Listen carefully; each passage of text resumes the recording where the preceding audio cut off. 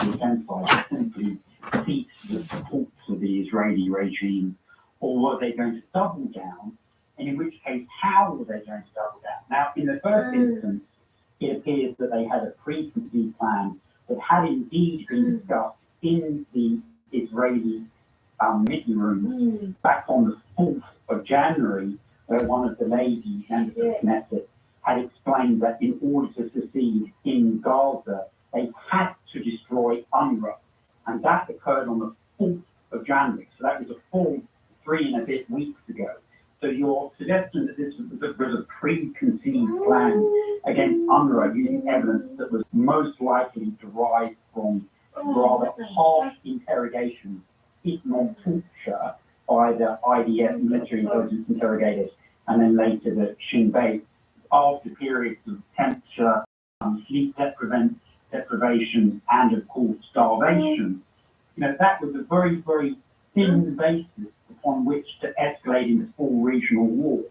But the death now and injury of a large number of American servicemen, despite the fact that they were there, the fact that President Trump, was still president, had demanded that they be fully withdrawn because he recognized their presence as being illegitimate and unnecessary. He was lied to. He was told that it had been done, and there remained 900 to 1,000 troops there, and they've remained there ever since.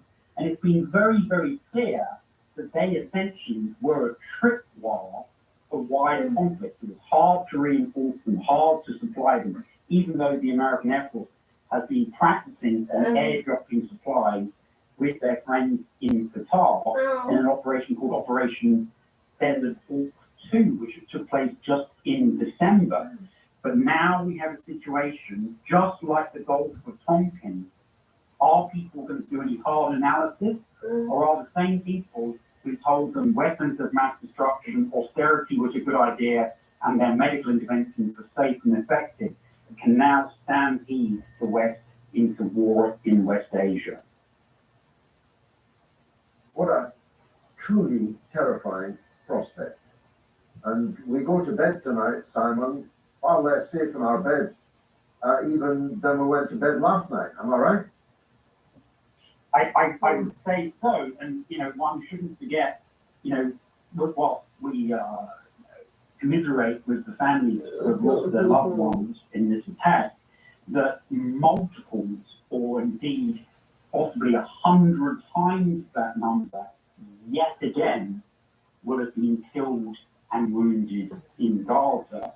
And in terms of the release of hostages, over 6,000 Palestinians have been abducted and are being held by the Israeli occupation forces from their homes in the West Bank, where Hamas is not involved in the government.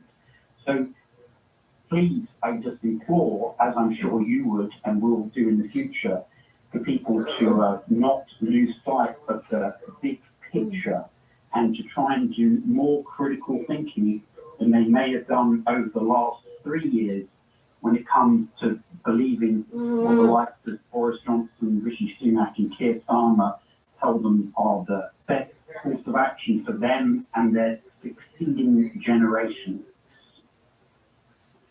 Thank you for that much needed perspective, Simon, in Florida, a Moats legend. From one legend to another. It's our good friend Robus in New York. Robus, welcome back. Salutations and greetings, Mr. Galloway. Much blessings to you, all the guests, your family, and hopefully the technical difficulty with your microphone, which could be the subject of a targeted attack. I don't rule anything out without upping the paranoia. Our engineer had just said that in my ear 5 minutes ago. My perspective, and I know we're towards the end, you know, my perspective is simply, we've come to the inevitable conclusion that, you know, all the sanctions, the resolutions, the ICJ rulings, this is now, conclusively now is the equivalent of shuffling court papers during a trial when there's a blitzkrieg going on around the court outside. There's a maelstrom of war. And it's only a matter of time before they break inside and basically slaughter everyone inside the courthouse. So, my somewhat rough attempt at an analogy is saying this is not going to be a political solution. Things have gone way too far and way too over the edge.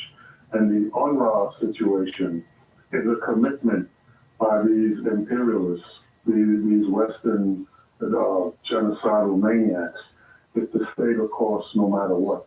And so now, and especially with what Professor Simon has said and what you had mentioned prior in terms of the commitment, and I'm seeing it on Twitter now, they're already dancing and celebrating, going back and basically taking all of Palestine, everything, and repopulating it, and this is their dream.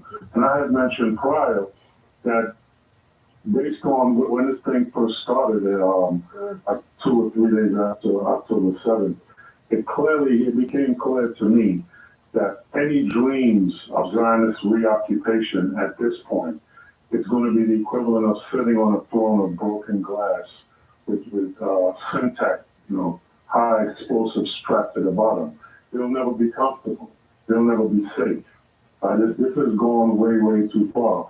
And now it's up to, I would say the major powers in the world, Russia, China, basically the BRICS countries, to do a physical and forceful intervention, right? Similar to what you had adumbrated eloquently, like the first day, you were on Twitter saying this. However, instead now of just sending medical ships, it has to go with air support, submarine support, artillery support. But they have to physically go in there, like apartheid South Africa, with the Soviet Union did. Physically go in there and fight these Zionists and basically take at least the north path and fix that up. And I don't see any other outcome to this.